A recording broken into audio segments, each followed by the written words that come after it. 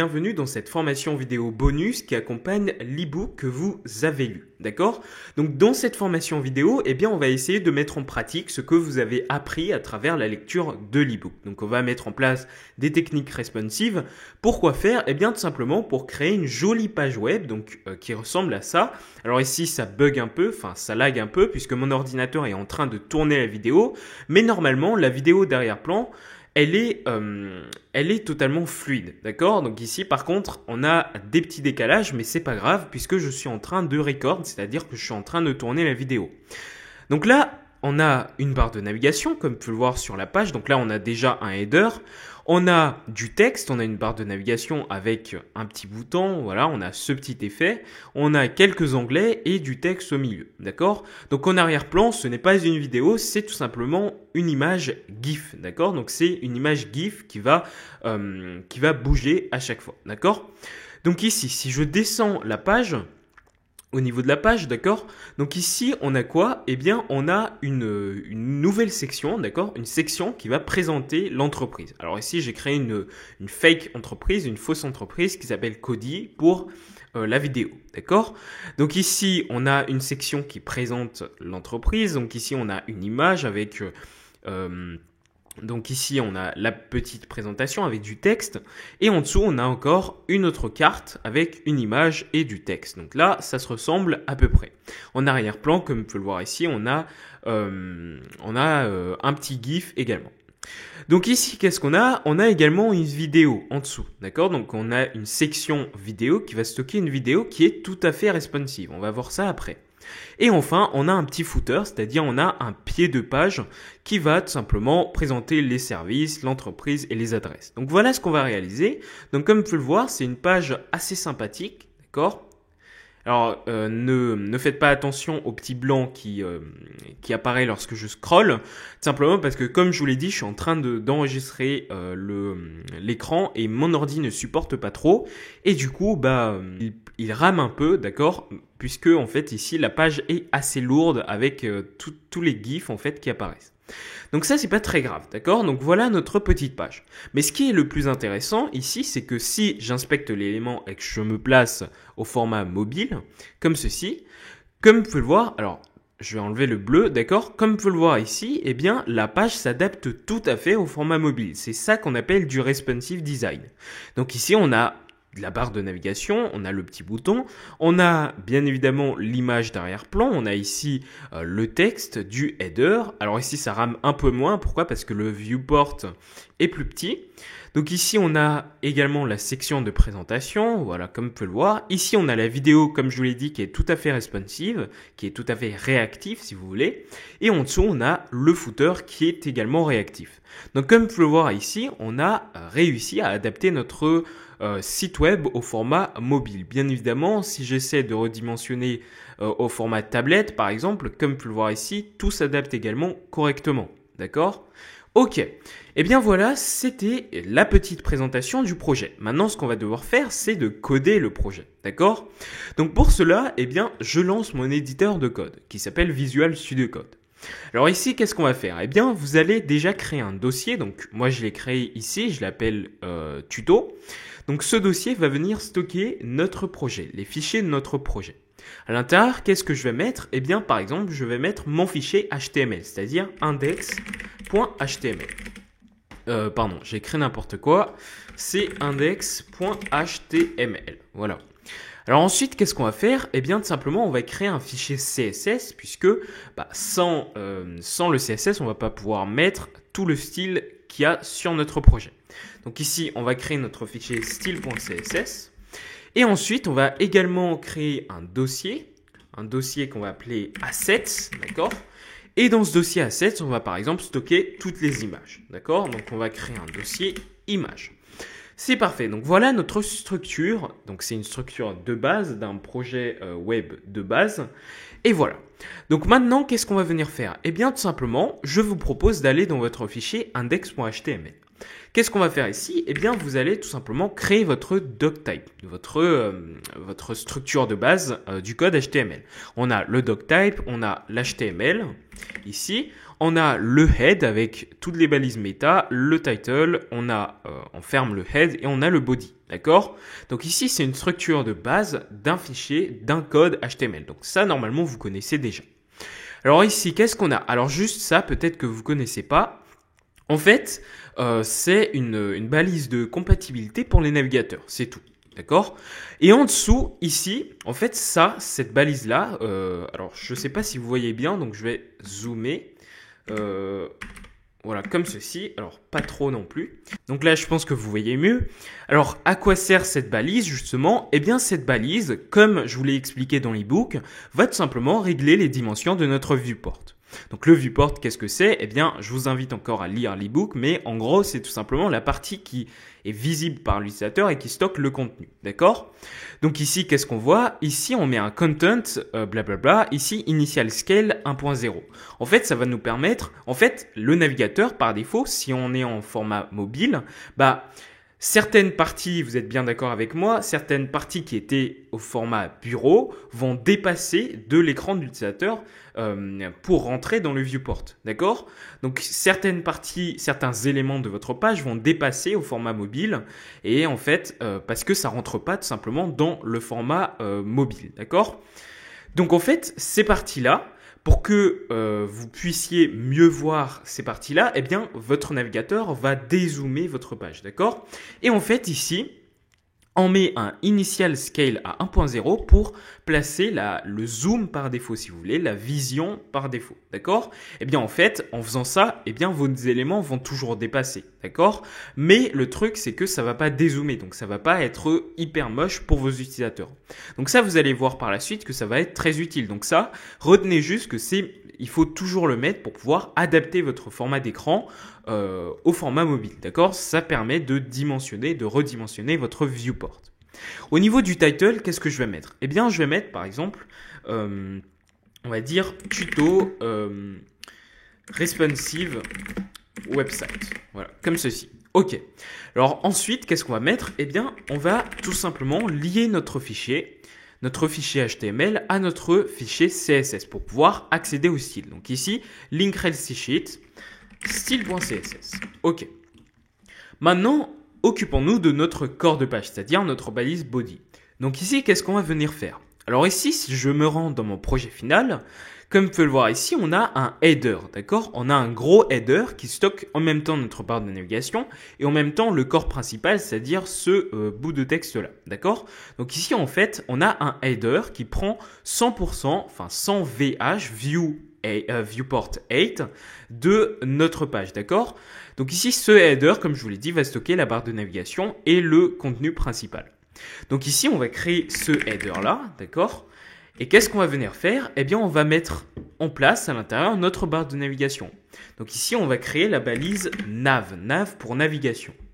Alors ensuite, qu'est-ce qu'on va venir faire? À l'intérieur de la barre de navigation, comme vous pouvez le voir ici, on a notre logo et on a d'un côté notre logo et de l'autre côté, on a nos onglets avec le bouton.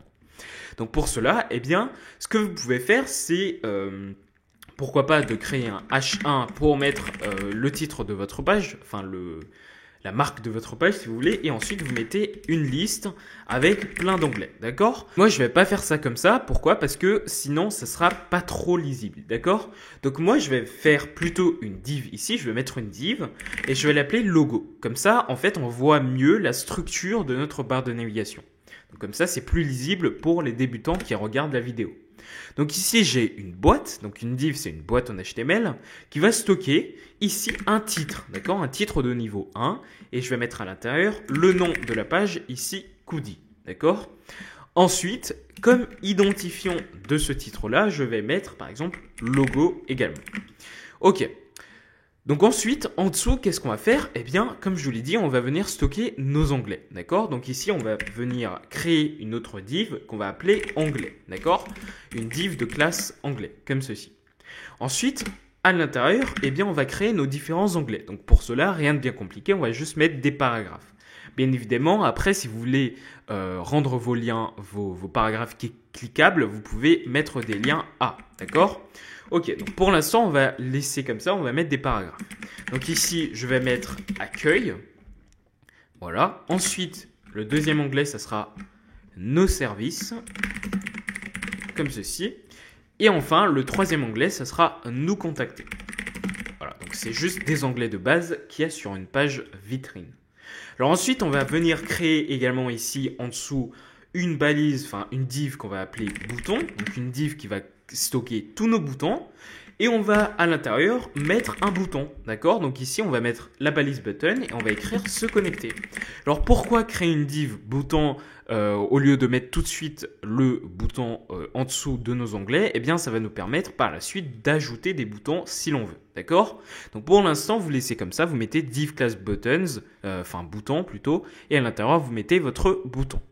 Ok, donc là, normalement, on a terminé le code HTML de notre bouton. Alors déjà, on va commencer par mettre des commentaires pour mieux nous repérer dans le code. Donc ici, ça sera notre header, comme je vous l'ai dit. Ici, donc, on termine notre header, donc fin du header. Ici, on commence notre barre de navigation, comme ceci. Et ici, on termine notre barre de navigation. Voilà, donc ça c'est juste pour mieux structurer notre page, mieux organiser notre code. Alors maintenant, il va falloir styliser tout ça au niveau de notre code, de notre fichier CSS. Donc pour cela, on va se rendre dans notre fichier CSS. Donc qu'est-ce qu'on va commencer par faire? Alors ici, je vais juste vous montrer quelque chose. Alors déjà, on va lancer notre serveur, donc on va lancer notre page dans notre navigateur. Donc comme vous pouvez le voir ici, on a bel et bien la barre de navigation. Mais c'est pas ça que je voulais vous montrer. En fait ici, par exemple, si je spécifie ma barre de navigation, non, mon header plutôt, comme ceci, voilà, et je mets par exemple une background color à red, pourquoi pas. Voilà, donc ici, comme vous pouvez le voir, on a une couleur d'arrière-plan qui s'applique au niveau de notre header. En fait, ici, on a quelques marges, d'accord? On a des marges qui appartiennent en fait à notre body. Et pour pouvoir enlever ces marges-là, il va falloir donc ici déclarer votre sélecteur body. Et ce que vous allez faire, c'est tout simplement de mettre un margin à 0 et un padding à 0, comme ceci. Donc maintenant, ici, comme vous pouvez le voir, les marges se sont retirées. Alors ça, en fait, ce qui se trouve au-dessus, eh bien, ce n'est pas une marge. Ça appartient bel et bien à notre header et ça appartient plutôt à notre barre de navigation. Et cette marge-là, on va l'enlever plus tard quand on va aligner en fait nos éléments. D'accord? Donc ici, qu'est-ce qu'on va faire? Eh bien déjà, comme vous pouvez le voir ici, la police, elle est dégueulasse. Donc pour pouvoir modifier la police, il va falloir appliquer la propriété font family à notre body. Donc ici, moi, ce que je veux, c'est mettre la font family Montserrat. D'accord? Donc c'est la font family, c'est la police que j'utilise dans le projet final. D'accord? Donc ici, vous mettez Montserrat et comme police, par défaut, je vais mettre sans serif. Par contre, ici, si j'actualise ma page, Montserrat n'est pas appliqué, mais sans serif est appliqué. Pourquoi? Donc ça correspond pas du tout à la police Montserrat. Pourquoi c'est comme ça? Eh bien, c'est tout simplement parce que je n'ai pas importé la police Montserrat. Montserrat n'est pas une police par défaut à HTML, d'accord? À CSS plutôt, d'accord? Donc ici, il va falloir importer la police Montserrat. Donc ici, si je vais dans Google et je tape par exemple Google Fonts, donc c'est une bibliothèque de police qui appartient à Google. Donc vous tapez Google Fonts, vous cliquez sur le premier lien. Et ici, qu'est-ce que vous allez faire? Eh bien, vous allez rechercher Montserrat. Voilà, Montserrat. Donc ici, vous arrivez sur le premier, donc vous cliquez sur le premier, Montserrat. Voilà. Et ici, vous allez avoir plusieurs styles à sélectionner. Donc par exemple, moi ce que je veux, c'est de sélectionner, pourquoi pas, le Light 300 par exemple. Je sélectionne ce style-là. Ensuite, eh bien, je veux également, pourquoi pas, mettre du gras. Donc ici, Regular 400. Voilà. Et je veux également sélectionner, pourquoi pas, le 500, c'est-à-dire le Medium 500. Donc je sélectionne le style. Donc là, on a 3 styles qui ont été sélectionnés pour cette police. Donc maintenant, je clique sur ce petit bouton ici, View Your Selected Families. Donc ici, je sélectionne, enfin, je clique sur le bouton. Et maintenant, qu'est-ce que je vais faire? Eh bien, ici, il me propose un lien une balise link qu'on va pouvoir mettre dans notre code HTML pour importer la police. Par contre, moi, ce que je veux, c'est tout simplement d'importer dans le fichier CSS. Donc ici, je clique sur Import et ici, il me propose directement un seul code CSS qui me permettra d'importer la police. Donc je copie ce code-là et je le colle au niveau de mon projet. D'accord? Donc maintenant, si j'actualise ma page, ici, comme vous pouvez le voir, eh bien la police Montserrat s'est appliquée. D'accord? Donc là, si j'enlève, vous allez voir la différence. Ici, c'est du sans serif qui s'est appliqué. Par contre, si je remets donc notre importation, ici, comme vous pouvez le voir, on a bien donc la police Montserrat qui s'affiche correctement, qui est bien importée dans notre projet. C'est parfait. Donc, on va pouvoir fermer Google Fonts et on va pouvoir revenir à nos moutons. Donc ici, on a terminé avec notre sélecteur body. Et ce qu'on va pouvoir faire maintenant, c'est de nous occuper justement de notre header. D'accord? Donc pour notre header, qu'est-ce qu'on va venir faire? Eh bien déjà, on va pouvoir mettre une background image. D'accord? Donc cette vidéo en fait que vous voyez en arrière-plan, ce n'est pas une vidéo, c'est une image en GIF. D'accord? Une image en GIF, c'est une image animée. Donc ici, qu'est-ce qu'on va venir faire? Eh bien tout simplement, on va mettre URL comme ceci. Et entre parenthèses et entre apostrophes, vous allez mettre l'adresse de votre image. Donc moi, je vais venir dans mon projet final et je vais juste copier l'adresse de cette image-là. Voilà, donc je le colle juste ici. Et comme vous pouvez le voir ici, ça se termine en .gif puisque c'est une image animée. Donc maintenant, qu'est-ce que je vais faire? Eh bien, je vais revenir dans mon projet final et comme vous pouvez le voir ici, eh bien, on a bien donc notre GIF qui s'affiche au niveau de notre page. Par contre, ici, on a 3 images et ça s'affiche pas correctement. Donc, ne vous inquiétez pas, on va venir régler tout ça par la suite. Alors ici, qu'est-ce qu'on va venir faire? Alors déjà, au niveau de notre header, je veux qu'elle fasse 100% tout simplement de la hauteur de notre page, d'accord? Du viewport, si vous voulez, de notre page. Donc ici, qu'est-ce que vous allez faire? Vous allez mettre un height à 100 VH, 100 view height, d'accord? Donc c'est une unité, viewport height, pardon, c'est une unité de mesure qui va permettre de faire 100% tout simplement de votre viewport, d'accord? Donc ici, comme vous pouvez le voir, on a notre header qui remplit bien notre page. Alors ici, si vous regardez bien, on a toujours donc cette petite marge blanche là qui apparaît. Mais ça, comme je vous l'ai dit, on va pouvoir régler ça par la suite. D'accord? Donc ici, par contre, ici, comme vous pouvez le voir, nos images sont répétées et elles ne sont pas centrées. Elle n'est pas centrée plutôt. D'accord? Donc qu'est-ce qu'on va pouvoir faire ici? Eh bien, dans notre header, alors je vais juste dézoomer tout ça parce que ça devient illisible, comme ceci. Voilà, enfin, ok, je vais laisser comme ça, c'est pas très grave. Donc ici, qu'est-ce que je vais faire? Eh bien, tout simplement, je vais mettre la propriété background, ici, position à center. Donc maintenant, si j'actualise ma page, ici, notre image s'est centrée. Donc ici, notre image principale s'est centrée. Ensuite, pour pouvoir enlever cette répétition d'image qui est assez énervante, ce qu'on va pouvoir faire, c'est de mettre un background. Alors tout ça est bien évidemment expliqué au niveau de l'ebook. D'accord? Donc si vous n'avez pas lu l'ebook, eh bien, il serait temps de le lire. D'accord? Donc ici, vous allez mettre un background repeat, comme ceci, à no repeat. Voilà, donc cette propriété-là va nous permettre d'éviter la répétition d'images. Donc comme vous pouvez le voir ici, on n'a plus qu'une seule image qui est centrée. Alors par contre, maintenant, eh bien, on a du blanc autour et on a juste cette image-là qui est centrée. Donc ce qu'on va pouvoir faire, c'est tout simplement de modifier la taille de cette image. Justement, on va pouvoir mettre un background size ici à cover, comme ceci, pour couvrir la totalité de son parent. Et comme vous pouvez le voir ici, on a bien notre image qui s'affiche correctement. C'est parfait. Alors moi, ce que je vous propose de faire également dans votre header, c'est tout simplement d'appliquer des marges intérieures pour pouvoir mieux placer en fait vos éléments qui se trouvent dans le header. Donc pour cela, vous mettez la balise padding comme ceci et vous allez mettre 0 pixel de marge pour le haut et le bas. Donc ici, on ne va pas mettre de marge, mais par contre, vous allez pouvoir mettre plutôt 10% de marge, d'accord, pour la droite et la gauche. Donc comme vous pouvez le voir ici, on a une marge intérieure à notre header qui s'est appliquée pour pouvoir en fait mettre un espace entre justement la barre de navigation et le contenu du header. D'accord? Donc ici on a bien une marge et de l'autre côté aussi normalement au niveau de la droite on a cette marge qui s'est appliquée. C'est parfait. Donc maintenant, ce qu'on va pouvoir faire, c'est de nous occuper de la barre de navigation, puisque pour l'instant, elle ressemble pas trop à une barre de navigation. Donc pour cela, eh bien, alors ici, je vais juste commenter tout ça. Donc je vais juste mettre ici le header.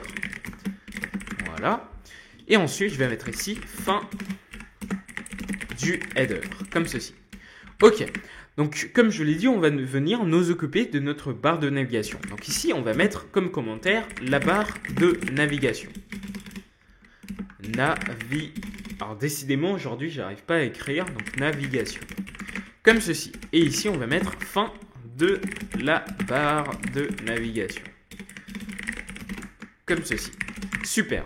Donc, entre notre commentaire début de la barre de navigation et fin de la barre de navigation, on va mettre notre sélecteur nav.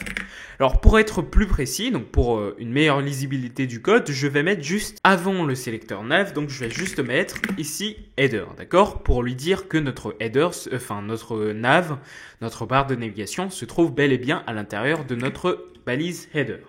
Ok, donc qu'est-ce qu'on va faire ici? Eh bien pour commencer, on va venir aligner déjà tous les éléments de notre barre de navigation, d'accord? Donc pour l'instant, on va venir juste mettre un display flex comme ceci. Donc là, si vous avez lu l'ebook, normalement vous savez à quoi ça correspond. En fait, ça correspond au flexbox pour pouvoir aligner des éléments. Donc ici, comme vous pouvez le voir ici, nos éléments, enfin les éléments de notre barre de navigation. Alors ici, on ne voit pas trop. Pourquoi? Parce que la couleur est en noir. Donc ici, je vais mettre une couleur en blanc, comme ceci. Et comme vous pouvez le voir ici, les éléments de notre barre de navigation sont alignés. Alors bien évidemment, les onglets ne sont pas alignés. Pourquoi? Parce que ici, ils n'alignent que les éléments parents de notre barre de navigation. Donc ici, on a juste la div class logo et la div class onglet qui se sont alignés. D'accord? Donc si vous voulez aligner les onglets, eh bien, il va falloir vous placer dans la div onglet et faire la même chose, c'est-à-dire mettre un display flex. D'accord? Mais ça, on va faire ça plus tard. Donc ici maintenant, moi ce que je veux, c'est tout simplement d'éloigner notre barre de navigation du bord haut de notre header. Donc pour cela, il vous suffit de rajouter une marge interne à votre barre de navigation, donc padding, et vous mettez par exemple 20 pixels, d'accord? Mais sauf que si vous faites ça, en fait, ici, les marges vont s'appliquer à droite, à gauche plutôt, à droite, en haut et en bas de votre barre de navigation. Donc ça, c'est pas un effet apprécié. Donc nous, ce qu'on veut, c'est juste mettre une marge en haut de notre barre de navigation. Donc pour cela, vous mettez padding top, comme ceci. Donc maintenant, ici, comme vous pouvez le voir, la marge interne s'applique juste au-dessus, mais à l'intérieur de notre barre de navigation, puisque c'est une marge interne. Ok, c'est parfait. Donc maintenant, ce qu'on va pouvoir faire, c'est pourquoi pas d'espacer en fait le logo des onglets, d'accord? Donc pour cela, il vous suffit de rajouter un Justify Content qui est une propriété des Flexbox. Donc si vous ne mettez pas Display Flex ici, ça ne fonctionnera pas. Donc ici, vous mettez Justify Content et vous mettez Space Between. Donc comme ceci, en fait, ça va mettre une grosse marge, un grand espace entre votre logo et votre div onglet. Ok. Donc une fois qu'on a fait ça, eh bien, on va pouvoir également mettre un flex wrap ici. Donc flex wrap, c'est également expliqué dans l'ebook. Donc ici flex wrap à wrap, qui va nous permettre en fait ici, si eh bien je me place au format mobile, eh ben, si nos éléments ne rentrent pas au niveau de notre page, donc ici je redimensionne notre page. Voilà. Donc si nos éléments ne rentrent pas, comme vous pouvez le voir ici, ils passent à la ligne. D'accord? Donc ça, c'est plutôt sympa. Alors maintenant, je vais m'occuper du logo qui se trouve ici, au niveau de notre barre de navigation. Donc pour cela, eh bien, on va tout simplement spécifier header nav h1 hashtag logo. D'accord? Donc à quoi ça sert? Eh bien ici, on va tout simplement lui dire que notre logo est un H1, d'accord, c'est un titre de level 1 ici qui possède l'identifiant logo. Donc pour spécifier un identifiant en CSS, il faut mettre un hashtag, d'accord. Donc ici, vous devez absolument coller l'hashtag logo à votre H1 pour lui dire qu'en fait, notre H1 est un logo, ou plutôt notre logo est un H1. D'accord? Donc maintenant, une fois que vous avez écrit ce sélecteur, eh bien, ce que vous allez pouvoir faire, c'est tout simplement de rajouter un padding ici de 10 pixels en haut et en bas et de 20 pixels à droite et à gauche. Donc ici, ça va appliquer des marges intérieures à notre logo. D'accord? Mais à quoi ça sert? Eh bien, tout simplement, ici, On va venir mettre un background color ici, donc une image derrière, enfin une couleur d'arrière-plan à notre logo, à notre texte. Et ici, on va mettre par exemple du 13.0 F16, comme ceci. Donc maintenant, si vous actualisez votre page, ici, comme vous pouvez le voir, on a une couleur d'arrière-plan, comme dans notre projet final en fait. On a une couleur d'arrière-plan qui s'est appliquée en fait à notre logo, à notre titre principal. Donc ici, en fait, si vous enlevez ces marges-là, donc ces marges internes, eh bien en fait, le texte va venir se coller à la couleur d'arrière-plan. Et ça, c'est pas très joli. D'accord? Donc pour pouvoir espacer la couleur du texte, eh bien vous allez pouvoir mettre des marges internes à votre logo. Ok, donc maintenant, on a terminé avec ce petit logo. Donc ça, c'était hyper rapide. Donc maintenant, on va pouvoir nous occuper de nos onglets, c'est-à-dire de notre div onglet. Donc pour cela, eh bien, vous allez écrire header nav onglet, puisque notre balise onglet se trouve à l'intérieur de notre navigation, de notre barre de navigation qui se trouve à l'intérieur de notre header. Et ce qu'on va venir faire, c'est tout simplement de mettre un display flex, comme je vous l'ai dit. Donc ici, vous mettez un display flex pour pouvoir aligner tous vos éléments. Donc ça, ce sont les flexbox qui gèrent tout ça. Ok, donc là, une fois que vous avez mis un display flex, on va pouvoir également mettre un flex wrap, wrap, pour tout simplement descendre si la dimension de l'écran ne le permet pas. Ok, ensuite, ce qu'on va pouvoir faire, c'est tout simplement, pourquoi pas, de mettre un padding de 20 pixels, d'accord? Donc ici, vous mettez une marge à l'intérieur de notre barre de navigation, enfin de nos onglets, de 20 pixels pour pouvoir baisser le tout. Ok, ensuite, ce qu'on va pouvoir faire également, c'est tout simplement de mettre un font weight, comme ceci, à 300. Pourquoi? Parce qu'ici, on va pouvoir régler, donc pas 300 pixels, hein, juste 300. On va pouvoir en fait régler le gras, en fait la grâce de notre texte, le texte de nos onglets. Donc ici, en fait, c'était du gras tout à l'heure et on a mis à 300 pour pouvoir enlever ce gras-là et le mettre au style qu'on a importé.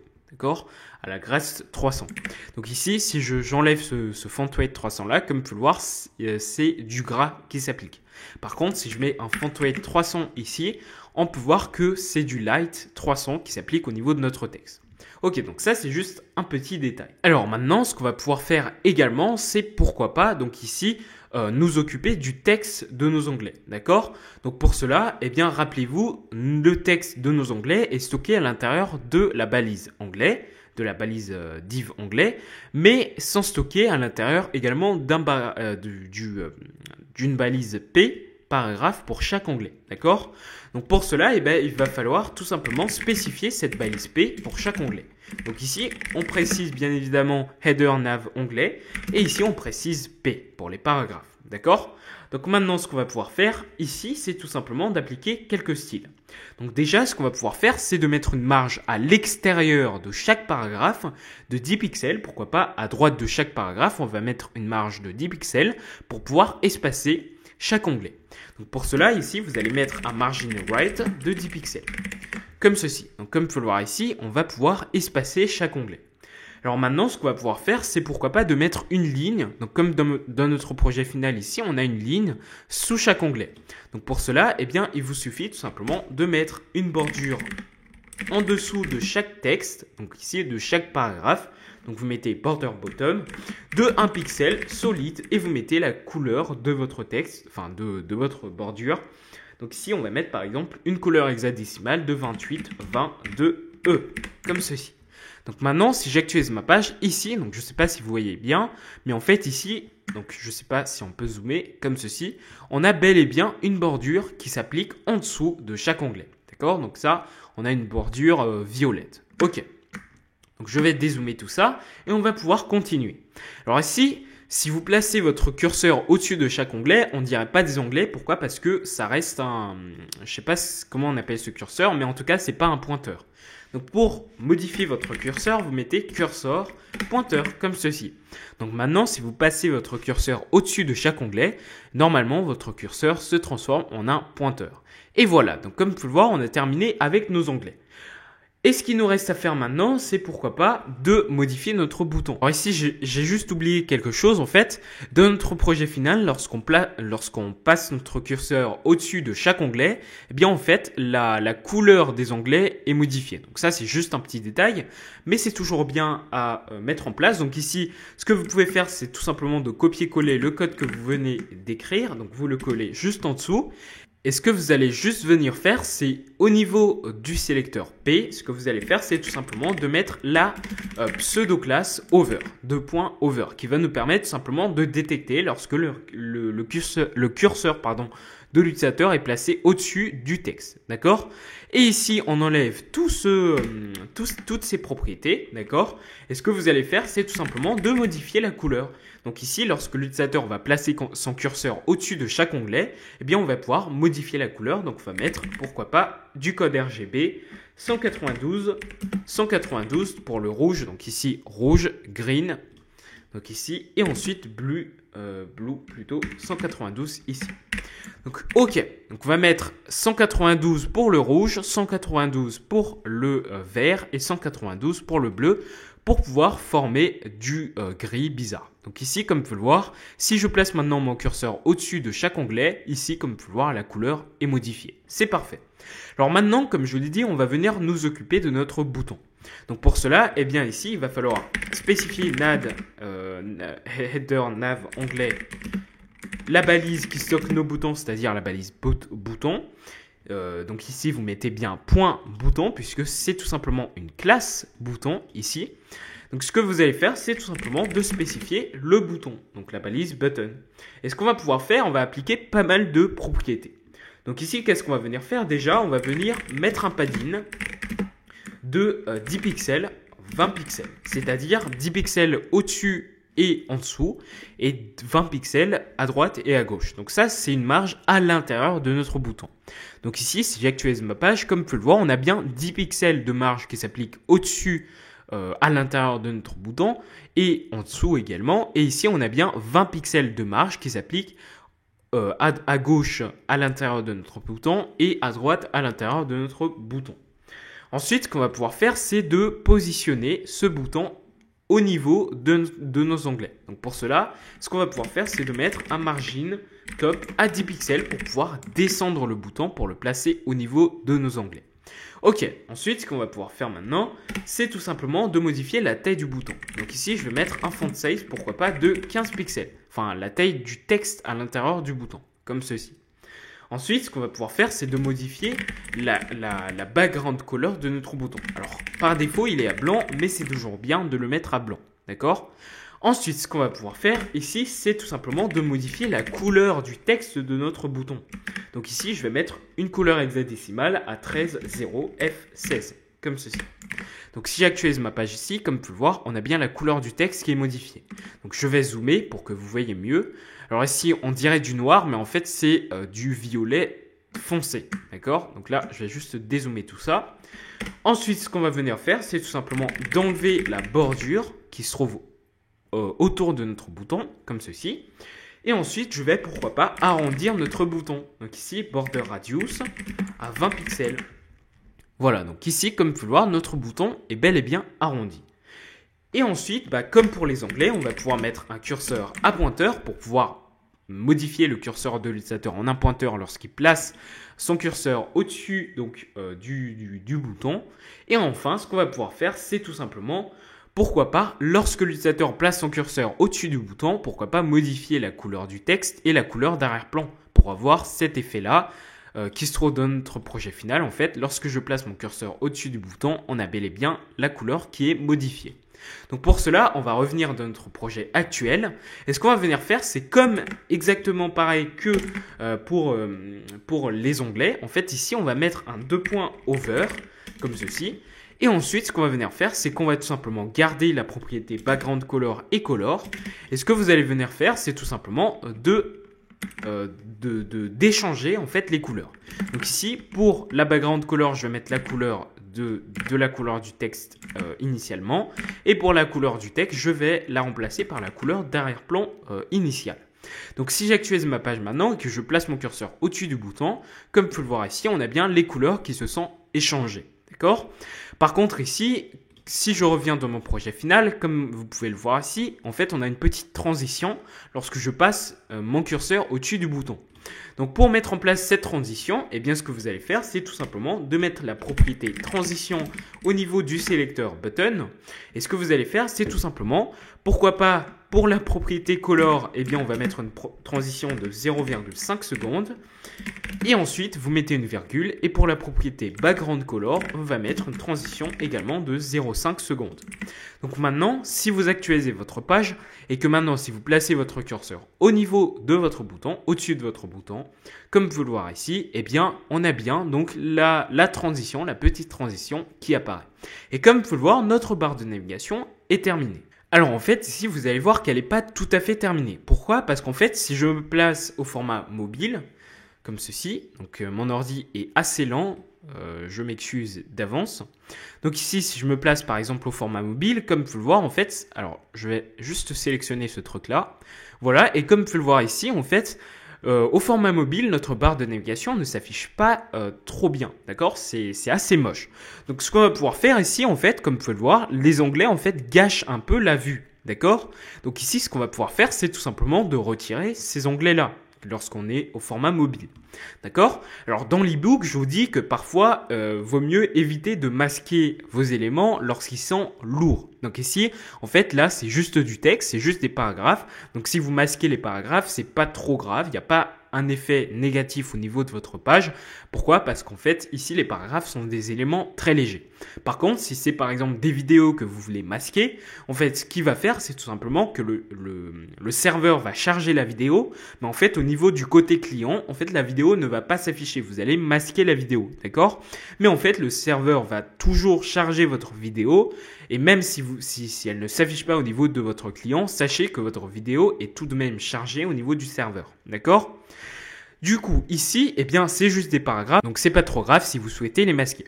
Ok, donc on retourne de notre fichier CSS et ce qu'on va venir faire ici, c'est qu'on va sortir de notre header et ce qu'on va venir faire ici, c'est tout simplement d'utiliser les media queries, d'accord? Donc c'est quoi les media queries? Eh bien, c'est tout simplement des requêtes, si vous voulez, qui vont nous permettre de gérer tout ce qui est taille d'écran d'utilisateur, d'accord? Et ça, c'est expliqué également dans l'ebook, ça va tout simplement nous permettre d'appliquer des propriétés qui sont propres aux tailles d'écran de l'utilisateur, d'accord? À la taille d'écran de l'utilisateur. Donc ici, vous mettez @media comme ceci, only screen and max width et vous mettez la largeur maximale de votre fenêtre. Donc ici, par exemple, moi je vais mettre du 748 pixels comme ceci. Donc ça correspond à la taille d'écran mobile tablette. D'accord? Donc ici, si vous avez lu l'ebook, normalement vous savez à quoi ça correspond, à quoi cette syntaxe correspond. Donc je vais juste vous la rappeler rapidement. Eh bien ça va tout simplement vous permettre d'appliquer des propriétés juste ici qui sont applicables aux tailles d'écran qui sont inférieures ou égales à 748 pixels, c'est-à-dire les tailles d'écran tablette et smartphone. D'accord? Donc ici en fait on va pouvoir appliquer des propriétés aux écrans qui sont inférieurs à 748 pixels, dont la largeur est inférieure à 748 pixels ou égale à 748 pixels. Ok, donc qu'est-ce qu'on va pouvoir faire maintenant? Eh bien, comme je l'ai dit, déjà on va venir nous occuper de notre header. Donc ici, vous allez mettre le header, pourquoi pas. Ok, donc ici, je vais juste fermer ce commentaire, fin du header. Alors bien évidemment, tout le code de ce tutoriel, vous allez pouvoir le retrouver en bonus de cette formation. Alors du coup, pour le header, qu'est-ce qu'on va faire? Eh bien pour l'instant, on va mettre header, on va mettre le sélecteur header et on va tout simplement régler la padding. La padding, on va la mettre à 0 pixels en haut et en bas, comme d'habitude, et à 5% à droite et à gauche. Pourquoi? Parce qu'en fait ici, si vous vous rappelez bien, au niveau de notre header, pour le format bureau, eh bien en fait, on avait mis un padding ici, une marge intérieure à 0 pixels en haut et en bas. Mais par contre, ici, on a 10% à droite et à gauche de notre header. D'accord? Donc ici, en fait, on va tout simplement venir réduire cette marge. Pourquoi? Parce qu'en fait, si maintenant j'actualise ma page, alors ici, par contre, ça ne veut pas s'appliquer. Pourquoi? Alors ici, OK, parce qu'en fait, dans mon fichier style.css, j'ai mis min_width au lieu de max_width. Donc ici, faites bien gaffe à ça. Vous mettez max_width ici, bien évidemment. Donc ici, vous mettez la largeur maximale de votre page. Donc vous mettez 748 pixels. Et ensuite, si vous actualisez votre page maintenant, ici, comme vous pouvez le voir, les marges à droite et à gauche de votre header se sont réduites. D'accord? Au format mobile, ça se réduit. OK, c'est parfait. Donc maintenant, qu'est-ce qu'on va faire? Eh bien, avec le header, ce qu'on va pouvoir faire, c'est de modifier la barre de navigation. Donc ici, on va mettre la barre de navigation. Comme ceci. Ensuite, on va mettre fin de la barre de navigation. OK, donc au niveau de la barre de navigation, qu'est-ce qu'on va venir faire? Eh bien, simplement, ici, déjà, on va modifier les onglets. Donc ici, comme je l'ai dit, on va venir masquer en fait ces onglets-là. Donc pour cela, il va falloir mettre un header, nav onglet. Donc on spécifie bien évidemment, on est précis lors de la spécification du sélecteur. Donc ici, on dit que nos onglets se trouvent dans la div onglet, qui se trouve dans la div nav, enfin dans la balise nav, et qui se trouve dans notre header. Bien évidemment, vous n'êtes pas obligé d'être aussi précis que moi, mais ici, c'est très important d'être précis pour éviter certaines erreurs. Alors ici, on va juste mettre display none pour pouvoir tout simplement masquer ces onglets. Et comme vous pouvez le voir ici, nos onglets sont masqués et notre bouton repasse au même niveau que notre logo. Et comme vous pouvez le voir maintenant, tout est parfait. Alors ici, du coup, vous allez me dire, mais où sont passés les onglets? Comment nos visiteurs vont pouvoir naviguer sur le site, etc. Eh bien, ce que je vous conseille de faire, c'est tout simplement de vous renseigner sur la façon de créer une barre de navigation sur mobile. Et comme dit dans l'ebook, vers le dernier chapitre, eh bien comme dit dans l'ebook, pour faire une barre de navigation au format mobile, eh bien en fait normalement ici vous devrez avoir une icône de hamburger ici. Donc quand vous cliquez dessus, eh bien tout simplement vous allez avoir tous vos onglets qui apparaissent. Donc ça, dans ce cas-là, vous allez toucher à du code JavaScript. Mais ce n'est absolument pas l'objet du tutoriel. Et d'ailleurs, vous pouvez tout simplement utiliser le framework Bootstrap, le framework CSS Bootstrap, qui vous propose tout simplement une barre de navigation toute faite, d'accord, que vous pourrez importer dans votre projet et qui, elle, est réactive. Ok, donc pour l'instant, on va laisser comme ça. Donc ici, on a notre bouton se connecter avec notre logo au format mobile. C'est parfait. Ensuite, qu'est-ce qu'on va venir faire? Eh bien, tout simplement, on va pourquoi pas modifier notre bouton pour qu'il se place mieux au niveau de notre logo. Pourquoi? Parce qu'ici, si je zoome la page, en fait, notre bouton n'est pas très bien placé. En fait, il n'est pas très bien aligné au texte de notre logo. Donc, ce qu'on va pouvoir faire, c'est tout simplement d'ici mettre un header nav onglet bouton. Donc, rappelez-vous, notre bouton se trouve dans la div bouton et on spécifie notre button et on va tout simplement ici venir mettre un margin top, réduire la margin top et on va mettre à 5 pixels puisque de base en fait au niveau de notre bouton la margin top était à 10 pixels, d'accord? Donc ici vous mettez à 5 pixels et là comme vous pouvez le voir il est remonté et maintenant si je zoome, alors j'ai mal zoomé pardon, donc ici si je zoome comme vous pouvez le voir notre bouton s'aligne bel et bien au niveau de notre logo et là c'est parfait. Et bien maintenant comme vous pouvez le constater on a terminé notre barre de navigation, comme vous pouvez le voir elle s'adapte correctement au format mobile et au format bureau bien évidemment et au format tablette. Donc ici si je redimensionne ma page, ici comme vous pouvez le voir notre barre de navigation s'adapte correctement et là si je suis au format grand écran, au format bureau, comme vous pouvez le voir ici nos onglets réapparaissent. Donc ici je peux fermer ça et comme vous pouvez le voir notre barre de navigation s'affiche correctement. Maintenant qu'on a terminé notre barre de navigation, et bien maintenant ce qu'on va pouvoir faire, eh bien c'est tout simplement de créer le corps de notre header, c'est-à-dire avec le titre principal qui se trouve ici et avec le sous-titre qui présente vite fait l'entreprise. Donc si je vais dans mon projet actuel, comme vous pouvez le voir ici, on n'a pas encore ce titre principal, ce corps de notre header. Eh bien c'est ce qu'on va venir faire tout de suite. Donc pour cela, ce qu'on va devoir faire, c'est tout simplement de nous rendre dans notre fichier HTML. Donc ce qu'on va venir faire de notre fichier HTML, eh bien tout simplement on va venir sortir de notre barre de navigation puisque on a terminé avec cette partie. Donc ce qu'on va pouvoir faire ici, c'est pourquoi pas créer une nouvelle partie. On va l'appeler par exemple corps principal du header, pourquoi pas, comme ceci. Voilà, donc ensuite on va fermer cette partie, ce commentaire là, donc on va écrire fin du corps principal du header, comme ceci.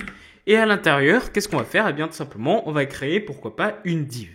Donc, on va créer une div, donc une boîte en HTML qui va venir stocker. Donc, on va l'appeler, par exemple, core header. Eh bien, cette div-là, qu'est-ce qu'elle va faire? Eh bien, tout simplement, on va venir stocker un titre principal, c'est-à-dire un titre de niveau 1, pourquoi pas.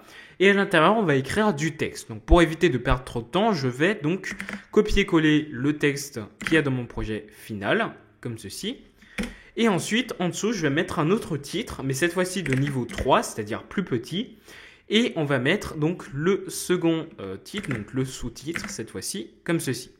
Ok, donc je vais juste mettre des espaces entre chaque titre pour pouvoir mieux voir tout cela, comme ceci. Ok. Voilà, donc je vais juste redimensionner ceci et voilà. Ok, donc maintenant qu'on a terminé avec le code HTML, on va pouvoir passer au code CSS. Sauf qu'on n'a pas tout à fait terminé. Puisque si vous revenez dans votre projet final, enfin si je reviens dans votre projet final, mais bien évidemment tout le code de ce projet final là, vous le trouverez avec cette offre, avec cette formation.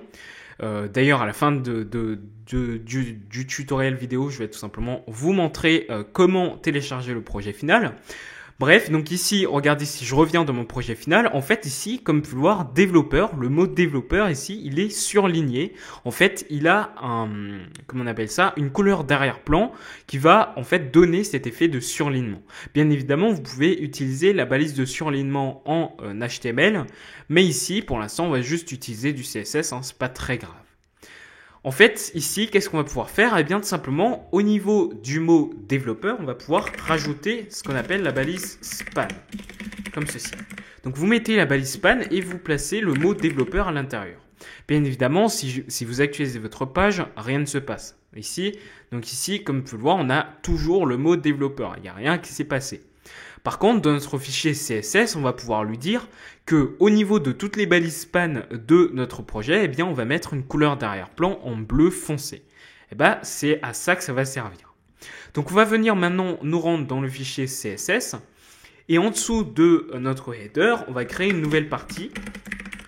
Ah ben non, du coup, ça sera toujours dans le header, excusez-moi. Donc, c'est en dessous de notre barre de navigation.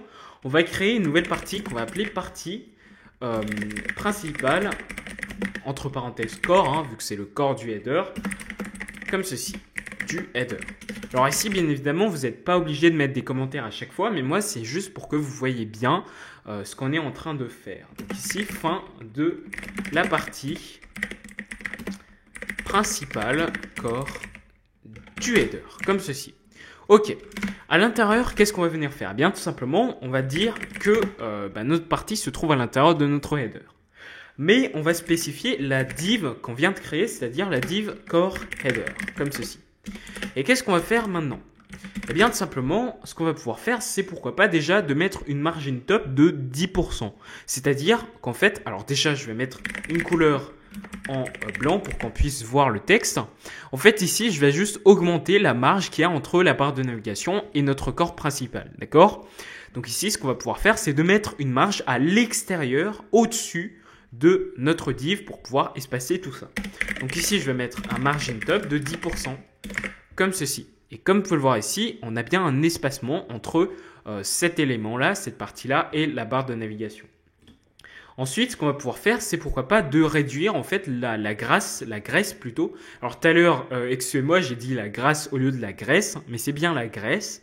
Donc ici, en fait, on va réduire la graisse de notre texte, puisque là, c'est un peu dégueu. Donc ici, on va pouvoir mettre un font weight à 300, pourquoi pas. Et voilà, donc comme vous pouvez le voir, alors je vais juste dézoomer tout ça. Alors, je ne sais pas ce qu'il a foutu. Voilà, comme ceci. Alors, par contre, il n'a pas appliqué cette graisse. Alors, je pense que c'est normal puisqu'en fait, on est dans la div core header. D'accord? Et donc, nous, ce qu'on va faire, c'est d'appliquer ça directement aux balises H, c'est-à-dire à la balise H1 et H3. Donc, ici, on va venir spécifier premièrement la balise H1. Voilà. Ici, la balise H1 se trouve dans la div core header qui se trouve dans la div, enfin, dans notre header. Et ensuite, virgule, puisqu'on va également spécifier notre balise H3. H3, comme ceci. Et on va leur appliquer un style par défaut, c'est-à-dire la font weight à 300. Ok, donc maintenant, si j'actualise ma page, comme vous pouvez le voir, la grace s'est modifiée. Alors par contre, je pense que c'est pas la même chose. Donc je vais plutôt utiliser la font weight 400 qu'on a importé lors de l'importation de la police. Donc ici, je vais mettre 400 au lieu de 300. Ok, donc là, c'est plutôt pas mal. Comme vous pouvez le voir, ici, on a bel et bien donc notre texte de notre header qui s'affiche correctement. Alors maintenant, ce qu'on va pouvoir faire également, c'est de modifier la span qu'on a appliquée au niveau du mot développeur. D'accord, donc pour cela, il suffit de spécifier donc header, core header ici, H, je pense que c'était dans la H3, et ensuite en fait vous mettez span comme ceci. D'ailleurs, vous n'êtes pas obligé de spécifier H3. Pourquoi? Parce que par exemple, si vous voulez mettre également ici un span au niveau de votre H1, par exemple ici au niveau de développer, si je veux mettre un span également, eh bien, si vous spécifiez uniquement ici H3 span, eh bien, en fait, il va venir sélectionner juste la span qui se trouve dans la balise H3. Alors que si vous mettez un span également dans la balise H1, eh bien, en fait, ça ne va pas s'appliquer. Donc ici, vous enlevez bien le H3 et vous mettez, bien évidemment, vous mettez les spans où vous voulez. Donc ici, au niveau du fichier CSS, ce qu'on va pouvoir faire, c'est de tout simplement mettre déjà une couleur d'arrière-plan au span. Donc je vais mettre par exemple du 15, 1, B, 3, B si je ne me trompe pas, ou D, je ne sais plus. Donc là, si j'actualise, oui, c'est bien ça. Donc comme vous pouvez le voir ici, on a bien un effet de surlignement qui s'est appliqué, d'accord? Et ce qu'on va pouvoir faire ici, c'est tout simplement de mettre une marge interne de 5 pixels autour en fait du texte pour pouvoir avoir cette petite aération entre la couleur et le texte. Et comme vous pouvez le voir, ça marche à merveille, donc ça fonctionne à merveille. Ok, donc là, comme vous pouvez le voir, on a terminé avec notre header. Alors, une fois qu'on a terminé avec notre header, qui est tout à fait responsive, puisque si vous actualisez votre page et que vous vous placez par exemple au format mobile, comme vous pouvez le voir ici, le header suit bien le format de la page. Alors maintenant, on va venir passer à la suite, c'est-à-dire pourquoi pas nous occuper de cette section, la section qui se nomme carte présentation, pourquoi pas. Donc ici, au niveau de cette section, comme vous pouvez le voir ici, on a des petites étoiles en arrière-plan et ici, on a deux cartes avec une image du texte, une image du texte. Ok, donc on va pouvoir nous occuper de cette partie, donc on va venir nous rendre dans le fichier index.html. Et ce qu'on va pouvoir faire, c'est qu'on va pouvoir sortir cette fois-ci de notre header, puisqu'on ne s'occupe plus ici de notre header. Donc qu'est-ce qu'on va faire? Eh bien, on va créer une nouvelle partie qu'on va appeler, pourquoi pas, carte de présentation. D'accord, donc vous pouvez imaginer que ce sont des petites cartes qui présentent ce que l'entreprise propose. Donc ici, on va refermer ça. Alors, j'arrive pas du tout à écrire aujourd'hui, je ne sais pas pourquoi. Donc ici, on va pouvoir mettre fin des cartes de présentation comme ceci. Ok. Ensuite, qu'est-ce qu'on va faire? Eh bien, tout simplement, on va créer une section. Voilà, une section au niveau de notre page. Et comme je vous l'ai dit, on va venir l'appeler, par exemple, carte présentation. Présentation. Comme ceci. Alors, sans S. Ok. Et dans cette section, on va venir créer nos différentes cartes. Ces différentes cartes-là, en fait, représentent des divs. D'accord? Donc, ce sont des boîtes. Là, on a la première div et la deuxième div. D'accord? Donc, chaque div, on va les appeler cartes. Comme ceci, on va les donner la classe carte. Donc, comme je vous l'ai dit, on va créer deux divs. Mais pour l'instant, eh bien, on va créer une seule. Et ce qu'on va venir faire, donc la première div, ce qu'on va venir faire, c'est tout simplement de créer une partie gauche qui va stocker l'image et une partie droite qui va stocker donc le texte. Donc ici, vous mettez gauche, div classe gauche et div classe droite, comme ceci. Voilà, donc là, on commence à structurer en fait chaque carte et vous allez voir par la suite. Alors ici, bien évidemment, vous pourrez utiliser les CSS grids comme évoqué dans l'ebook, mais bien évidemment, ici, vous allez pouvoir utiliser également les flexbox. Donc, c'est ce qu'on va venir faire puisque je préfère bien évidemment utiliser les flexbox comme je vous l'ai dit dans l'ebook. Alors ici, au niveau de la div gauche, qu'est-ce qu'on va venir faire? Eh bien, on va tout simplement mettre une image, donc une IMG. Donc, au niveau de l'Alt, ALT, vous pouvez enlever, mais c'est conseillé de le mettre. Mais pour l'instant, je vais l'enlever puisqu'il ne me sert à rien. Et au niveau de la source de l'image, vous allez tout simplement mettre la source de votre image. Alors moi, mon image se trouve déjà dans mon projet final. Donc ici, j'ai un dossier fini qui stocke le projet final. Et à l'intérieur, j'ai un dossier assets image. D'accord? Donc là, j'ai toutes mes images à l'intérieur. Donc je vais copier toutes les images. Alors bien évidemment, vous pourrez télécharger tout le code source avec tous les fichiers et dossiers à la fin de cette formation. Et donc, je copie tout ça, je colle tout ça dans la balise tuto, je mets dans Assets, Images, et je colle tout ça. Donc là, c'est dans mon projet initial. Et comme vous pouvez le voir ici, dans mon projet actuel, ici, comme vous pouvez le voir, on a bel et bien le dossier Assets qu'on a créé au début du tutoriel. À l'intérieur, on a le sous-dossier image, et à l'intérieur, on a nos deux images. Donc, on a la première image qui correspond à ça. Et on a la deuxième image qui correspond à ça. Ok, super. Maintenant, eh bien, ce qu'on va pouvoir faire, c'est tout simplement, au niveau de la source, spécifier assets, image, et on va spécifier, pourquoi pas, carte1.png, donc qui correspond à la première image. Donc ici, si j'actualise ma page, comme vous pouvez le voir ici, on a bel et bien l'image qui s'affiche. Alors on est d'accord, elle est très très grande, mais on va pouvoir la redimensionner par la suite, ne vous inquiétez pas. Alors ensuite, du coup, au niveau de la div droite, qu'est-ce qu'on va faire? Eh bien, on va mettre un titre principal. Et ce titre principal-là, je vais écrire, par exemple, un développeur au service de la science. D'accord? Ok, donc j'écris un développeur au service de la science dans mon titre de niveau 1. Voilà, donc j'enlève tout ça. Et ensuite, pour le sous-titre, je vais mettre juste un paragraphe, en fait, pas de sous-titre. On va copier-coller le texte de l'orem ipsum. Voilà, comme ceci. Ok. Donc si j'actualise ma page, ici on a bien donc le titre et le texte.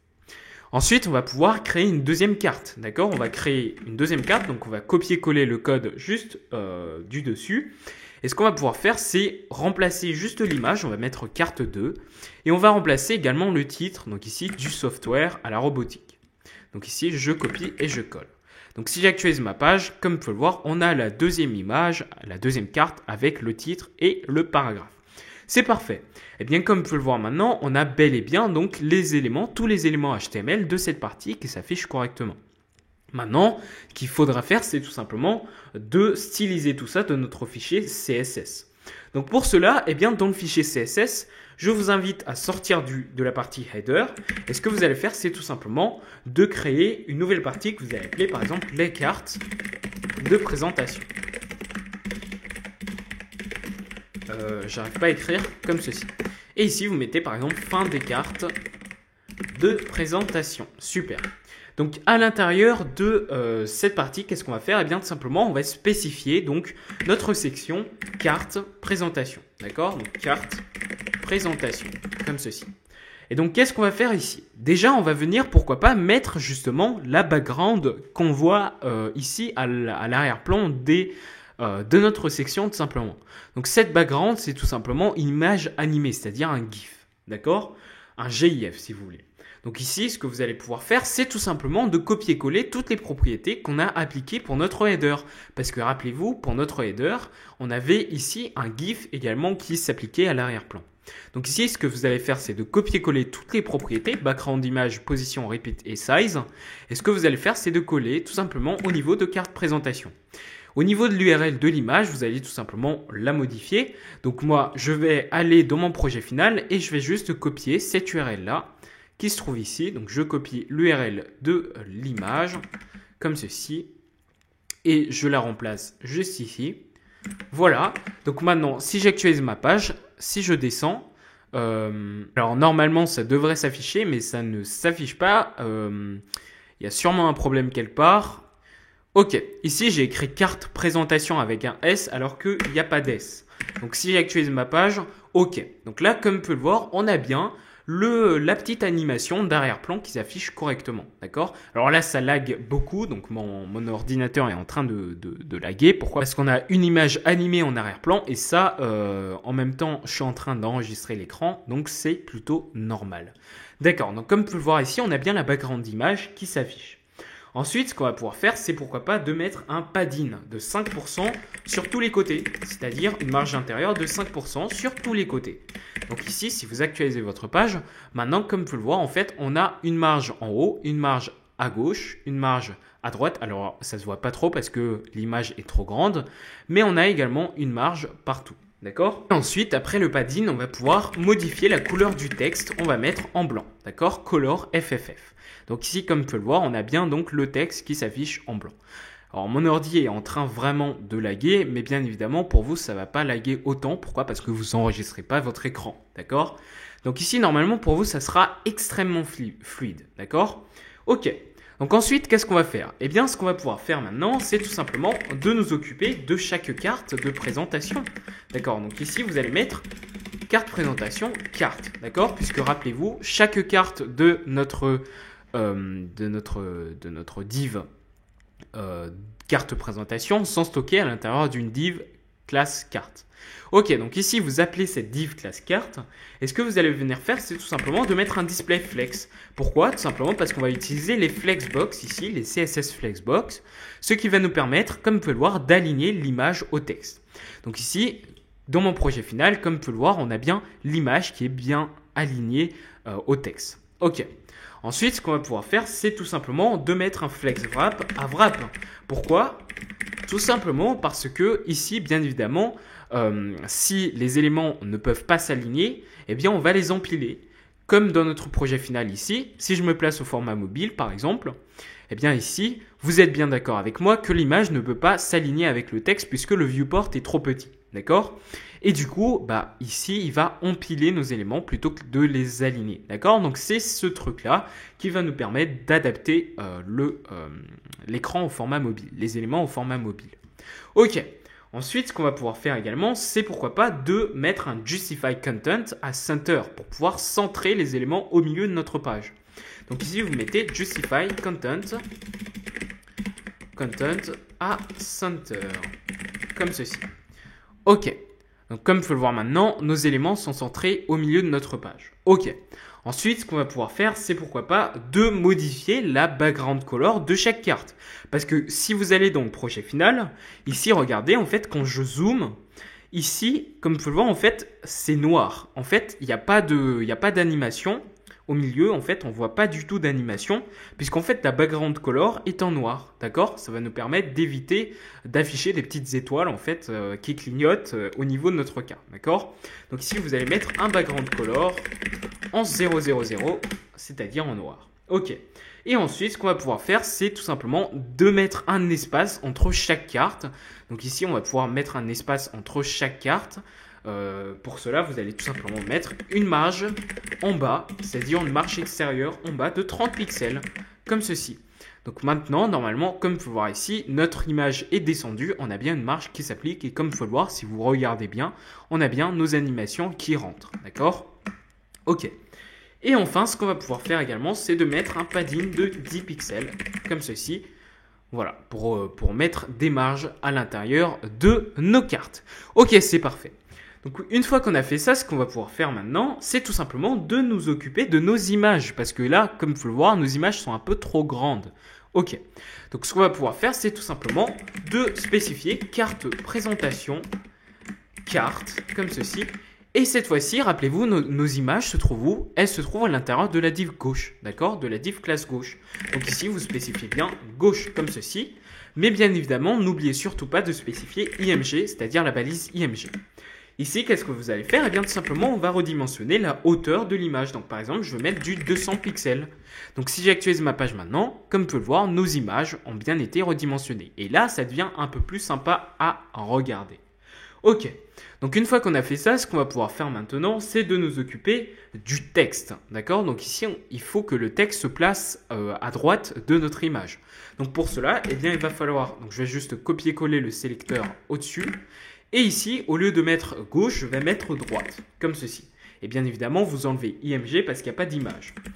Ensuite, ce que vous allez faire, c'est tout simplement de modifier la largeur en fait de cette, comment on appelle ça, de ce bout, de cette div en fait qui stocke le texte. Pourquoi?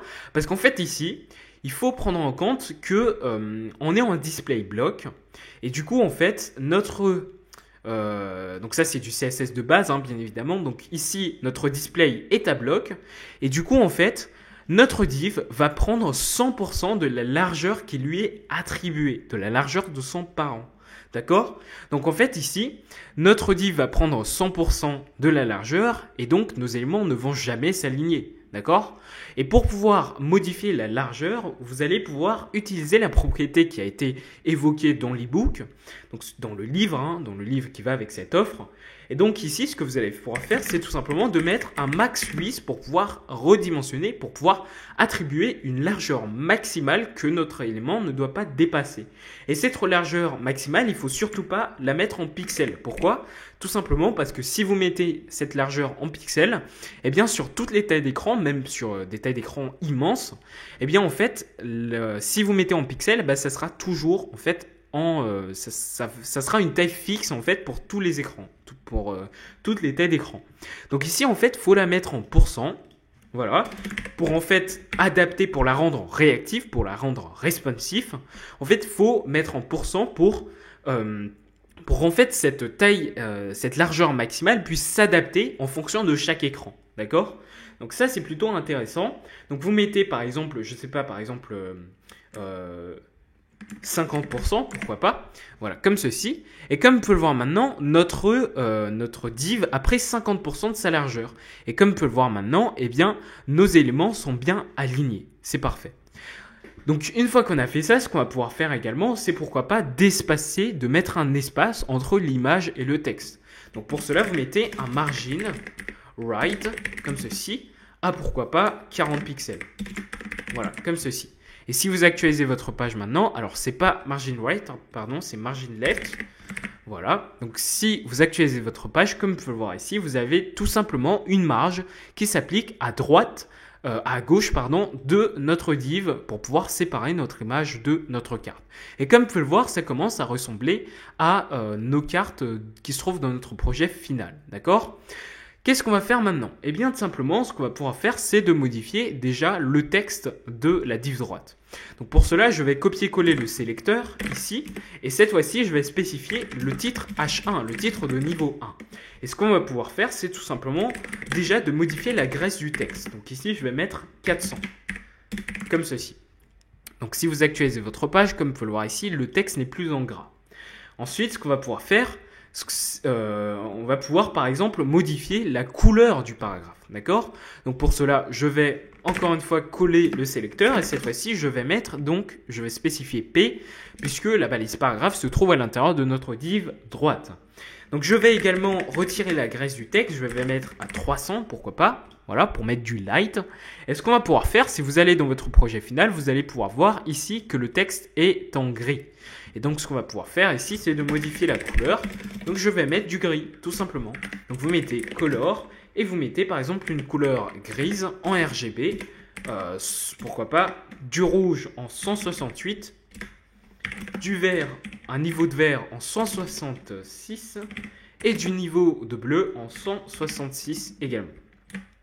Donc maintenant, si vous actualisez votre page, comme vous pouvez le voir, on a du gris assez clair pour pouvoir quand même voir le texte. Donc comme vous pouvez le voir ici, tout s'affiche correctement. Alors par contre, on a juste un petit problème. Pourquoi? Parce que si vous vous placez au format mobile ici, comme vous pouvez le voir, on a toujours les marges qui s'appliquent. D'accord? Les marges qu'on a appliquées ici. Donc margin left 40, margin bottom 30, etc. Donc les marges sont appliquées. Donc pour pouvoir modifier, et d'ailleurs la max suisse aussi est à 50%. C'est pour ça que la taille du texte, la taille de la div est rétrécie, d'accord? Donc pour modifier cela, eh bien on va pouvoir revenir de notre média only screen 748 pixels, d'accord? Rappelez-vous, cette media query va nous permettre tout simplement d'appliquer des propriétés ici qui vont s'appliquer uniquement si la largeur d'écran de l'utilisateur est inférieure ou égale à 748 pixels. Donc ici, on va pouvoir sortir de la partie header de notre media query. Et ce qu'on va pouvoir faire, c'est de créer une partie carte de présentation pour cette media query, pour le format mobile. Donc ici, on va fermer, fin des cartes de présentation, comme ceci. Et ce qu'on va venir faire à l'intérieur, c'est de tout simplement déclarer notre carte présentation, notre div carte présentation. Mais ici, on ne va pas spécifier uniquement la div carte présentation, puisque comme je vous l'ai dit, on va juste diminuer les marges et la largeur qui sont ici. Enfin, plutôt augmenter la largeur et diminuer la marge. D'accord? Donc ici, on va pouvoir utiliser en fait le sélecteur carte droite. Pourquoi? Parce qu'en fait ici on va juste appliquer des propriétés sur cette partie-là, c'est-à-dire la partie div droite. Donc ici qu'est-ce qu'on va faire? Eh bien tout simplement on va coller tout ça, on va coller ici carte droite, donc carte présentation, carte droite. Et ce qu'on va pouvoir faire tout simplement, c'est tout simplement de modifier. Alors je dis tout le temps tout simplement, excusez-moi, hein, c'est juste un tic. Donc ici, ce que vous allez faire, c'est tout simplement de mettre un margin left à 0 pixels. Puisque rappelez-vous, au départ, cette margin left-là était à 40 pixels. D'accord? Donc vous rétrécissez la marge. Donc ici, comme vous pouvez le voir, on a bien la margin left qui s'est rétrécie. Et ensuite, on va pouvoir attribuer un max width de 100% cette fois-ci à notre div. Et comme vous pouvez le voir maintenant, ici on a bien donc le texte, la div qui prend 100% de la largeur. Elle est bien en display block, elle prend 100% de la largeur. Et comme vous pouvez le voir, tout est responsive, tout est réactif, notre carte s'affiche correctement. Et bien voilà, comme vous pouvez le voir, on a terminé avec la partie des cartes de présentation. Maintenant, ce qu'il nous reste à faire, c'est tout simplement d'afficher la vidéo qui se trouve ici, ainsi que notre footer. Le footer, ça sera très facile à faire, ne vous inquiétez pas. C'est juste la vidéo qui est assez complexe, d'accord? Donc, c'est parti. Donc maintenant, pour pouvoir afficher la vidéo qui se trouve au niveau de notre projet final, ce qu'on va devoir faire, c'est d'aller dans le fichier HTML, index.html. On va sortir de la partie carte de présentation, d'accord? On va créer une nouvelle partie qu'on va appeler, pourquoi pas, section vidéo, d'accord? C'est la section qui va venir stocker notre vidéo. Et on va venir refermer cette section, donc je vais mettre fin de la section vidéo, comme ceci. Ok. Ensuite, qu'est-ce qu'on va venir faire? Eh bien, tout simplement, on va créer cette section et on va l'appeler vidéo. Donc, ce sera section classe vidéo, comme ceci. Et à l'intérieur de cette section, eh bien, qu'est-ce qu'on va venir faire? Eh bien, tout simplement, on va créer une div qu'on va appeler vidéo YouTube. Pourquoi? Parce que ça sera tout simplement une vidéo YouTube qu'on va mettre à l'intérieur. Alors ensuite, ici, qu'est-ce qu'on va devoir faire? Alors, si vous avez normalement lu l'e-book, vous savez ce qu'on va faire ici. Alors, qu'est-ce qu'on va faire? Eh bien, tout simplement, on va venir copier l'URL de la vidéo. D'accord? Donc, je vais la copier et je vais la coller dans mon navigateur. Donc normalement, ça va charger. Et ici, comme vous pouvez le voir, on va accéder à une vidéo. Donc c'est la vidéo YouTube que j'ai sélectionnée, que j'avais envie tout simplement de mettre au niveau de mon projet. Alors ici, qu'est-ce qu'on va pouvoir faire? Donc ici, on va pouvoir cliquer sur le bouton partager. Alors ne vous inquiétez pas, on ne va pas partager sur les réseaux, etc. On va juste partager sur notre site. Donc vous cliquez sur partager, d'accord? Et ce qu'on va pouvoir faire, c'est tout simplement de cliquer sur le bouton intégrer. D'accord? Donc vous cliquez sur intégrer. Et ici, vous allez pouvoir, par exemple, cliquer sur démarrer à blablabla. D'accord? Et dans ce cas-là, votre vidéo va démarrer à 002. D'accord? Donc ça, c'est pas très utile. Ce que vous allez pouvoir faire ici, c'est tout simplement de copier, en fait, tout le code qui a été généré. Ensuite, donc on va pouvoir fermer cette page. D'ailleurs, ça fait ramer mon ordi. Donc vous allez fermer cette page et ce que vous allez faire, c'est tout simplement de coller ce que vous venez de copier au niveau de votre projet. Ensuite, vous allez tout simplement enlever la width et la height, d'accord, de votre iframe, d'accord. Et ensuite, au niveau du title, vous pouvez laisser, frame border, etc. Tout ça, vous pouvez laisser, d'accord. Donc ça, c'est YouTube qui a généré. Donc si vous actualisez votre page maintenant, ici, comme vous pouvez le voir, vous avez bien votre vidéo qui apparaît normalement. Ok. Maintenant, une fois qu'on a terminé avec cette partie, ben ce qu'on va devoir faire, c'est tout simplement de styliser tout ça dans notre fichier CSS. Donc, on va sortir de notre partie carte de présentation. Et ce qu'on va pouvoir faire, c'est tout simplement de créer une partie section vidéo, comme de notre projet HTML. Et on va fermer tout ça, fin de la partie section vidéo, comme ceci. D'ailleurs, ici, on peut enlever partie. Ok. Et à l'intérieur, qu'est-ce qu'on va venir faire? Eh bien, tout simplement, on va commencer par sélectionner. On va sélectionner notre section vidéo, de classe vidéo. Donc, pour cela, vous allez écrire votre sélecteur vidéo, comme ceci. Et ce que vous allez faire, c'est déjà de, pourquoi pas, mettre des marges. Donc, des marges à l'intérieur de votre section. Donc, pour pouvoir notamment mettre des petits espacements entre la vidéo et la section. Donc, pour cela, vous mettez padding, comme ceci. Et vous allez mettre, par exemple, ici, une marge de 0% au-dessus de votre vidéo, d'accord? Donc moi je veux que ma vidéo soit collée à la bordure de notre section, la bordure haute de notre section. Donc je mets 0%. D'ailleurs vous n'êtes pas obligé de mettre 0%, vous pouvez mettre 0 pixels ou juste 0. Ensuite ce que vous allez pouvoir mettre, c'est de mettre une marge de 5% à droite de votre vidéo. Donc ici vous allez mettre une marge de 5%, d'accord? Ensuite vous allez mettre une marge de 5% également en dessous de votre vidéo. Et vous allez pouvoir mettre une marge de 5% également à gauche de votre vidéo. Donc maintenant, si vous actualisez votre page, comme vous pouvez le voir ici, on a bien une marge à gauche, une marge à droite et une marge en dessous. C'est parfait.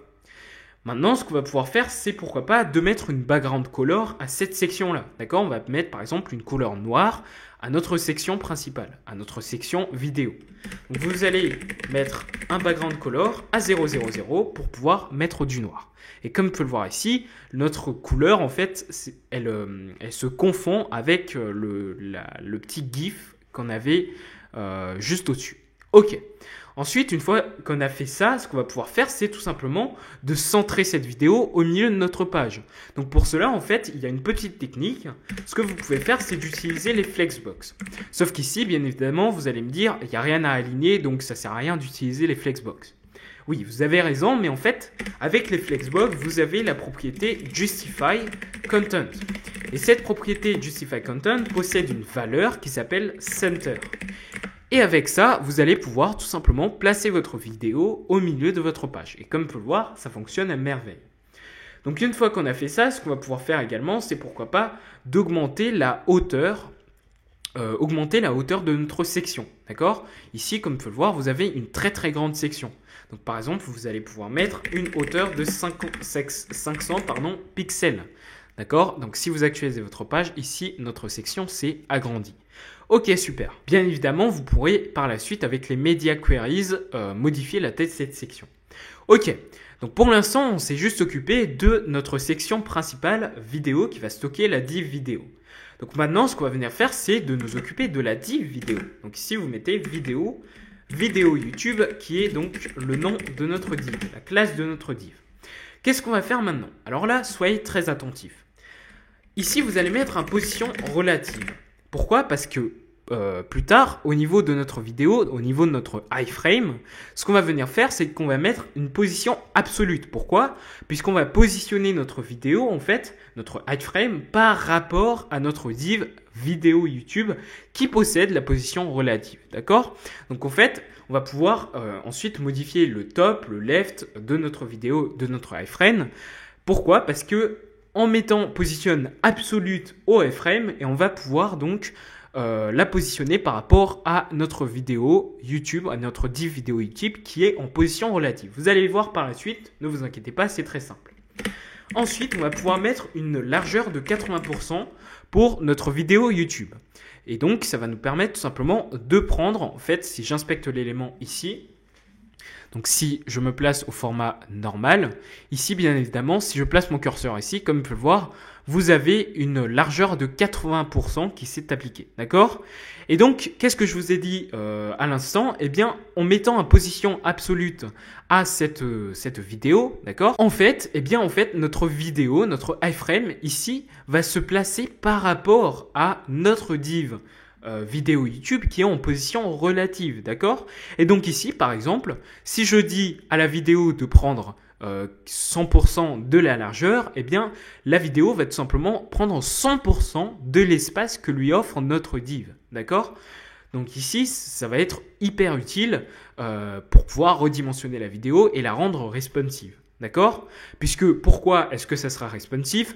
Parce qu'en fait, rappelez-vous ici, quand je redimensionne ma page, ici, vu qu'on a mis une width de 80% pour notre div vidéo YouTube, eh bien ici, vu que par la suite on va mettre notre iframe à 100% de sa largeur, eh bien ici, en fait, c'est comme si la vidéo va prendre 80% de la largeur de la section, d'accord? Puisqu'en fait, elle se trouve dans la dans la div vidéo YouTube, d'accord?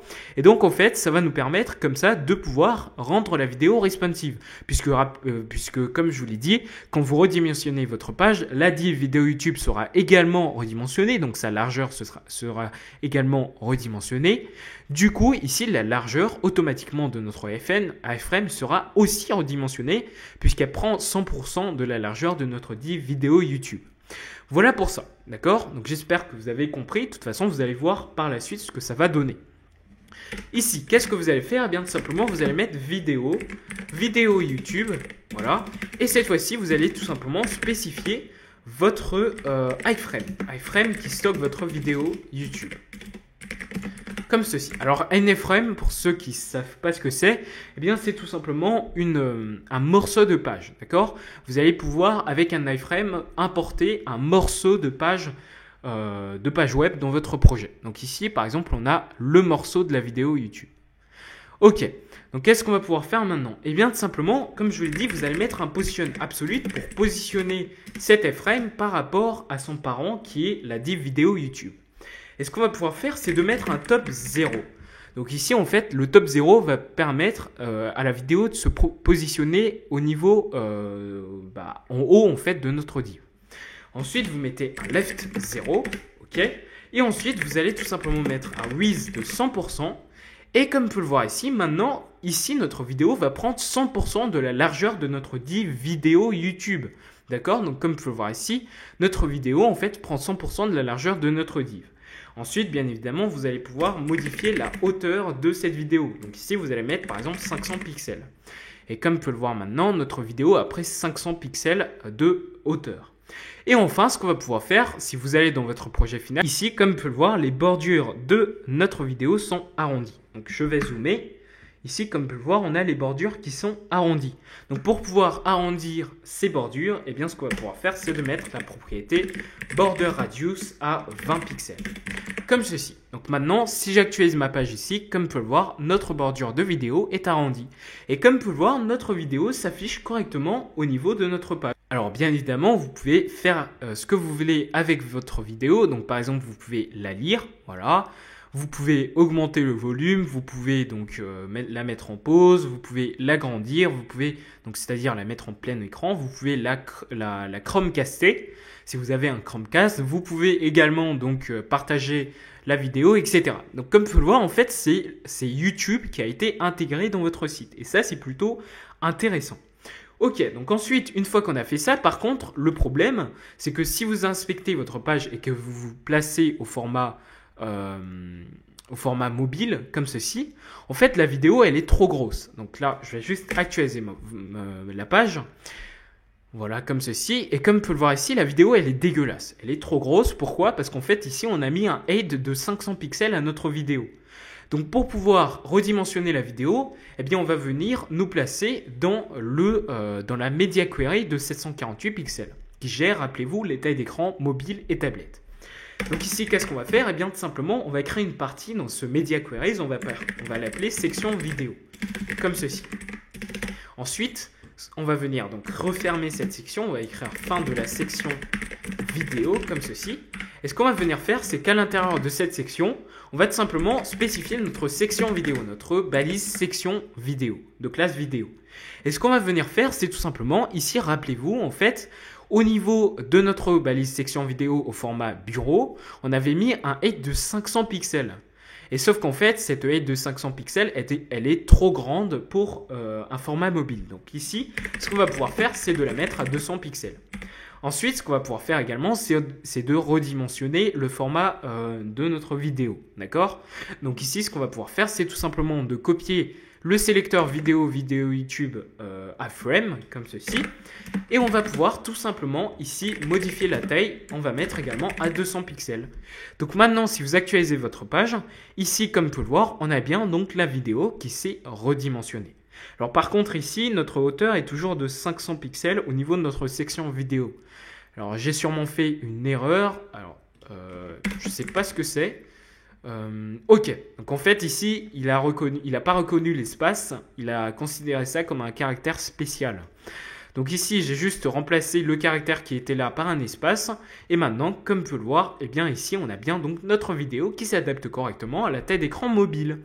Donc ici, comme tu peux le voir, ça s'adapte à la taille d'écran à la fois PC, c'est-à-dire bureau, mais aussi à la taille d'écran mobile. Et ça, c'est plutôt sympa à mettre en place au niveau de votre site. Bien évidemment, tout ça est expliqué dans l'e-book que vous avez lu. Ok. Et bien maintenant, une fois qu'on a terminé avec la réalisation de la barre de navigation, du header, de la section de présentation et de la vidéo, ce qu'on va pouvoir faire maintenant, c'est tout simplement de nous occuper de notre pied de page, c'est-à-dire notre footer. Donc ça, ne vous inquiétez pas, ça va être très très rapide. Donc pour cela, eh bien, je vous invite à vous rendre dans votre fichier index.html. Et ce que vous allez faire, c'est tout simplement de créer une section en commentaire. Donc vous allez l'appeler par exemple pied de page pour le footer, comme ceci. Ensuite, eh bien, on va pouvoir refermer donc, ce commentaire. On va mettre fin du pied de page. Super. Alors ensuite, qu'est-ce qu'on va faire? Eh bien, tout simplement, on va pouvoir donc appeler la balise footer. Donc ça, on va créer la balise footer. La balise footer en HTML correspond tout simplement au pied de page. Ensuite, dans cette balise footer, eh bien, ce qu'on va pouvoir faire, c'est de tout simplement créer plusieurs colonnes. D'accord? Donc ici, on a une colonne, une colonne, une colonne. D'accord? Ces colonnes-là, c'est quoi? Ce sont tout simplement des divs. Donc ici, on va créer une div qu'on va appeler colonne et on va la répéter 3 fois. D'accord? Donc c'est-à-dire qu'on va créer 3 colonnes. D'accord? Ensuite, qu'est-ce qu'on va venir faire? Eh bien, tout simplement, on va pouvoir donc créer pour chaque colonne, chaque colonne, ce qu'on va pouvoir faire, c'est de mettre un titre principal. Donc ici, par exemple, pour la première colonne, ça sera nos services. Voilà, comme ceci, je copie et je colle. Et on va créer également plusieurs paragraphes. Donc ici, on a 3 paragraphes. Donc je vais créer 3 paragraphes comme ceci. Donc je vais P, comme ceci. Et à l'intérieur de ces 3 paragraphes, on va mettre du texte. Donc ici, par exemple, ça sera le premier texte, ça sera développement de projets scientifiques. Alors, j'arrive pas du tout à sélectionner. Donc je vais tout sélectionner.